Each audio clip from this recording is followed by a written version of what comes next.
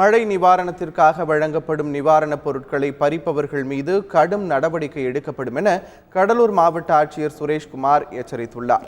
கனமழையால் பாதிக்கப்பட்டுள்ள கடலூர் மற்றும் சென்னை மாவட்டங்களுக்கு பல்வேறு பகுதிகளில் இருந்து நிவாரணப் பொருட்கள் குவிந்த வண்ணம் உள்ளன.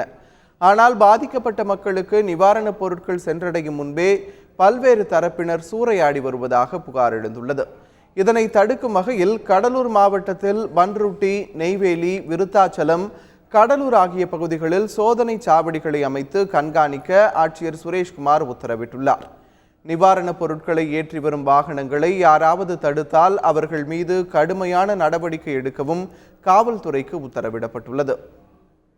கடலூர் மாவட்டத்தினுடைய எல்லைப் பகுதிகளில் 4 இடங்களிலே அவர்களுக்கான சேவை மையமானது தொடங்கப்பட்டுள்ளது. அதன் மூலமாக வெளி மாவட்டங்களிலிருந்து கடலூர் மாவட்டத்திற்கு இந்த நிவாரணப் பொருட்களை கொண்டு வருபவர்களுக்கு தேவையான உதவிகள் செய்வதற்கும் பாதுகாப்புக்காகவும் பல ஏற்பாடுகள் செய்யப்பட்டுள்ளது. சாலைகளிலே இதை போன்று வருபவர்களுக்கு தொந்தரவு கொடுப்பவர்கள் மீது கடுமையான நடவடிக்கை எடுக்க அவர்களுக்கு அறிவுறுத்தப்பட்டுள்ளது.